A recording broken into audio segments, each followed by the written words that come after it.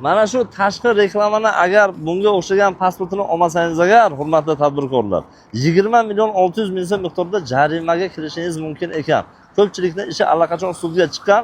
Bizdan ham kelib ogohlantirishdi. Biz birinchi o'rinda borib buni yagona darajadan topshirib o'zimiz uchun pasportimizni mana 2026-yil 26-fevral sanasi 1 yillik amal qilish muddatida taxlab oldik va endi boshqalarga ham buni tavsiya beramizki, mabodo ortiqcha jarima to'lamaslik uchun siz ham bilib qo'ysangiz maqsadga muvofiq bo'ladi. Avtoramizda tadbirkorlar juda ham ko'p va ular ham endi yangi ish boshlaganlar mana shu narsalarni bilib qo'ysalar yaxshi bo'ladi degan maqsadda bu videoni qilyapmiz. Buni to'lovi bor ekan. Pasport olish uchun bir martalik to'lov, yagona darajaga borib 370 ming 800 so'm to'lovni qilasiz.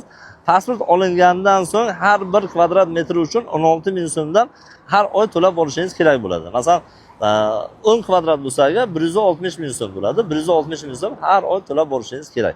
Shunaqa to'lovlarni yig'imlarni qilib kelsangiz agar siz jarimaga kirmaysiz. Pasport olgandan keyin albatta. Endi bu qaror qayerdan desangiz agar, Vazirlar Mahkamasining 2023-yil 31-avgustdagi 428-sonli qaroriga asosan tashqi reklamalarni to'liq tartibga keltirish maqsadida tashqi reklama raqamli monitoring elektron tizimi joriy etildi va shu tizim orqali joylashtirilgan reklamalar tizimga kiritib, ularga onlayn ravishda pasport berish hamda ulardan yig'imlarni undirish tartibi yo'lga qo'yilgan deyilgan. Endi shuni qonuniy rasmiylashtirilmagan taqdirda O'zbekiston Respublikasi reklama to'g'risidagi qonunning 47-moddasiga muvofiq tashqi reklama va axborotni joylashtirish tartibini buzganlik hisoblanadi va bazaviy hisoblash miqdorining 50 baravari.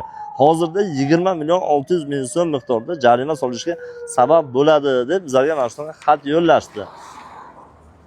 Akalar, pasportni shunchaki olib qo'yinglar, xotirjam. 370 ming so'm pulingiz ketadi. Oyma-oy to'lab ketadigan har bir kvadrat uchun 16 ming so'm pul. Endi qonunchilik shu, bu qonunga amal qilgan holatda harakat qilinglar, qonunni buzmaslikka va ortiqcha jarima to'lamaslikka. Ishlaringiz sudga chiqib ketsa agar keyin qiyin bo'lar ekan. Shuning uchun sizlarga bu tavsiya. Rahmat.